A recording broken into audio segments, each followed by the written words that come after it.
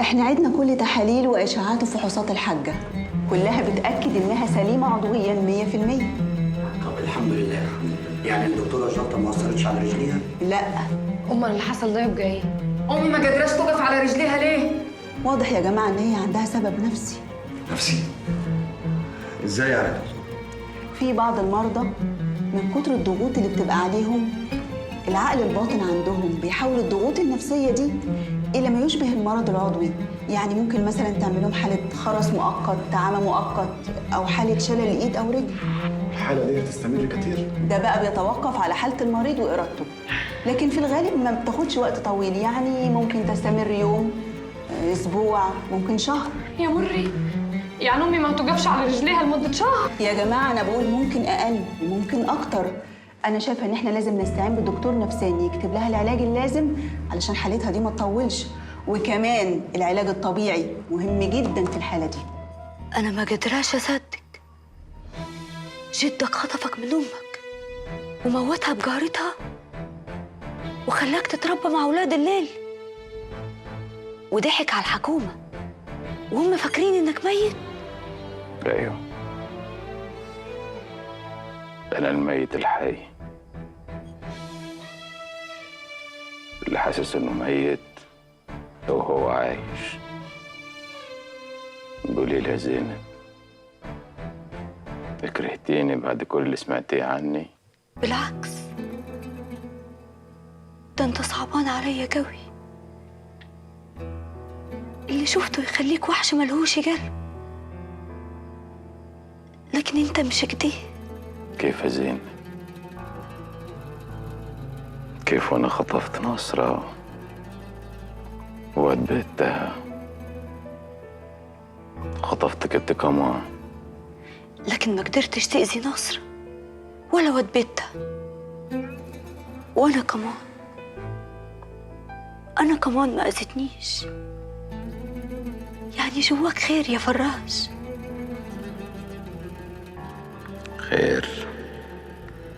خير يا زينب.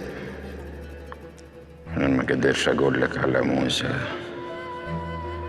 موسى اللي قتلته، الثلاثة اللي قتلتهم في الجبل. ما قدرش اقولها لك احسن تكرهيني. ساكت ليه يا فراش؟ عشان كلمة خير اللي قلتيها انا نفسي ما مصدقهاش. أنا متأكدة إن جواك خير مستني إنك تتم وتبعد عن السكة العفشة اللي جدك عاوزك تمشي فيها. اوعدني يا فراش، اوعدني إنك ما هتأذيش الست اللي اسمها ناصر وتبعد عن السكة العفشة دي. اوعدني يا فراش. أنا مستعد أوعدك يا زينب،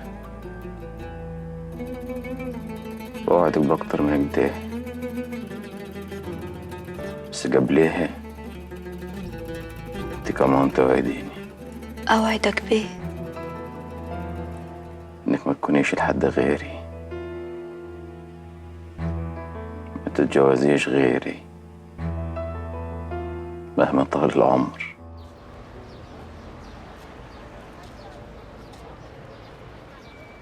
ليه كل اللي عملته فيا صفنازة صفت بيه؟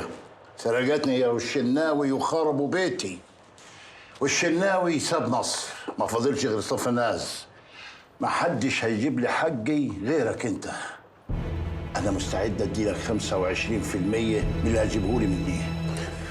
واشمعنى انا اللي جاي تقول له الكلام ده؟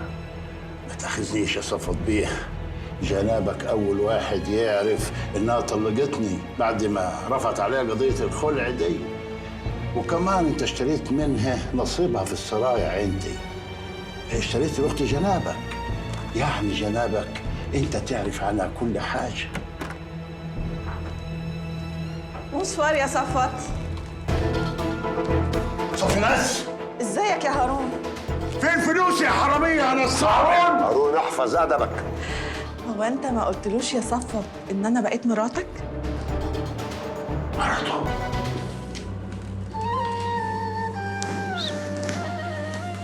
تسندي عليا يا أمي. يلا بينا يا ما قادراش. تقيلة معلش، هو في الاول كده، معلش تقيلة. معلش يا حبيبتي. ما تشد حيلك امال يا عمتي، ده انت اسد. يلا يا حاجة اتفضلي احنا جاهزين. أنا آسف يا صفوت بيه، آسف يا صافي، قصدي يا صافي ناس هانم. سامحوني في كل اللي قلته. حصل خير يا هارون. يا بس ما كانش العشم يا صافي ناس هانم إنك تحط يدك في يد الشناوي. خلاص يا هارون، خلينا ننسى اللي فات. بس انا عايزاك تتاكد انه ماليش دعوه خالص بموضوع الفلوس اللي اتسحبت من البنوك بشيكات مزوره دي، والنيابه اثبتت ده. على العموم أنا هعوضك عن كل اللي راح منك. تعوضني كيف يا باشا؟ الأيام جاية يا هارون، جرى إيه؟ اللي يشوفك كده يفتكرك شحات. أنت لسه عندك كتير. جهزت لك فلوسك، نصيبك في حصة الفندق والمراكب بتاعت صافي. هتيجي معايا تتنازل رسمي وأحط لك فلوسك في البنك. أنا قلت للشباب الصفانية زي ما طلبت مني يا حمدان بيه. اليوم اللي وافق يجي معايا يقابلك يشوفك عاوز إيه. اليوم اللي رفض تعبكوا معايا ضربوني يا حمدان بيه. كده؟ طيب معلش. أهلا بيكم يا شباب. أهلا بيك. أهلا بيك. أنا كنت قلت لكم قبل سابق قبل الانتخابات أنا اللي مش لاقي شغل هشغله. وأنا خابر إن كتير منيكم بيقولوا إن ده كان مجرد كلام انتخابات، لكن أنا حسبت لكم إن كلمتي واحدة وعند قولي، عشان تعرفوا إن ما عنديش أهم من الصفانية وأهلها. يعني هتجيب لنا وظائف؟ أيوة، وظائف حكومية في الوزارات، شركات البترول، شركة الكهرباء وغيرها. والكلام ده صح؟ المايه تكدب الغطاس. اللي مش لاقي شغل وعاوز يشتغل يكتب طلب ويقدمه المحروس ومعاه صورة من شهادته، وإن شاء الله خير. من النهارده الطلبات هتكون عند محروس. بس وعاك وعاك إيه؟ وعاك عايز فلوس مقابل ما تشغلنا. أنا آخد منيكم فلوس؟ ده أنا اللي هديكم. ادينا فلوس؟ أيوة. كيف؟ كلم أنت أبو كرم.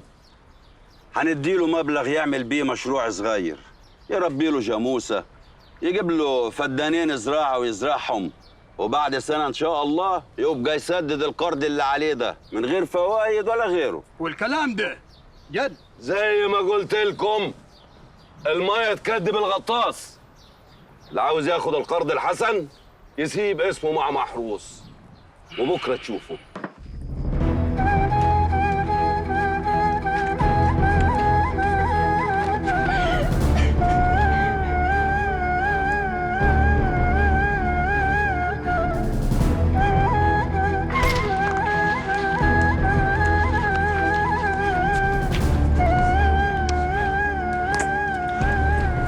الحمد لله على سلامتك يا ستي. تسلم يا حبيبي.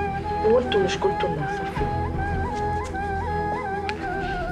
معلش ان شاء الله هخف. هات يدك يا ستي جواب. لا معلش ان شاء الله بعدين هبقى اقوم. اطلعك اوضتك يما عشان ترتاحي. كيف يعني؟ هتشقل يعني؟ لا نزلوا لي حاجاتي حطوها لي في اوضه المسافرين. يلا يلا.